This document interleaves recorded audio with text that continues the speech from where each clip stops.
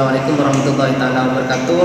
Oke teman-teman, berjumpa lagi di channel saya. Pada kesempatan sekian kali ini saya akan membahas sebuah soal SBMPTN Mapel Sosiologi yang diajari oleh Bapak Dian Hidayat dengan judul mobilitas sosial. Sebelum kita melanjutkan ke pilihan gandanya, mari saya akan membacakan apa itu mobilitas sosial. Jadi mobilitas sosial adalah suatu perubahan atau perpindahan status sosial baik ke atas ataupun ke bawah yang dialami oleh seseorang atau individu atau kelompok sosial sehingga memberi dampak perubahan kelas baru.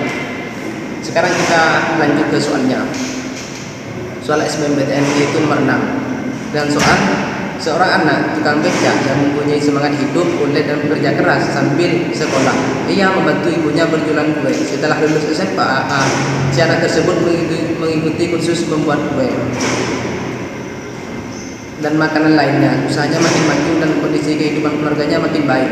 10 tahun kemudian, si anak tersebut menjadi pengusaha di bidang food industry di salah satu kota di Indonesia. Mobilitas sosial yang dilakukan anak tersebut berhubungan dengan A. Semangat kerja, B. Pendidikan formal, C. Strategi berpikir, D. Perubahan status, dan E. Hak dan kewajiban. Jadi jawaban yang benar di sini yaitu D. Perubahan status. Kenapa saya memilih jawaban D, yaitu perubahan status yang dialami anak tersebut? Karena pada struktur sosial itu terdapat horizontal dan vertikal. Yang vertikal itu ada kelas atas, kelas menengah, kelas bawah. Lah, yang dialami anak tersebut yaitu dari kelas bawah ke kelas atas. Dan juga ada lagi di struktur sosial yaitu yang vertikal sudah, yang sekarang yang horizontal. Yang mana yang di horizontal tersebut terdiri dari ras, suku, agama, alat kelamin, dan klan. Jadi jawabannya di sini yaitu perubahan status. Terus lanjut ke soal yang ke-7 yaitu Ferdi adalah anak seorang petani yang berhasil menyelesaikan sarjana ekonominya dan berhasil menjadi pengusaha sukses di kota Jakarta. Berdasarkan konsep mobilitas sosial, Ferdi mengalami A. Mobilitas horizontal dan intragenerasi, B. Mobilitas horizontal dan antargenerasi, C. Yaitu mobilitas vertikal naik dan intragenerasi, D. Mobilitas vertikal naik dan antargenerasi, E. Mobilitas vertikal naik dan intragenerasi dinamis. Jadi jawaban yang saya cari di sini jawabannya yaitu C. Mobilitas vertikal naik dan intragenerasi.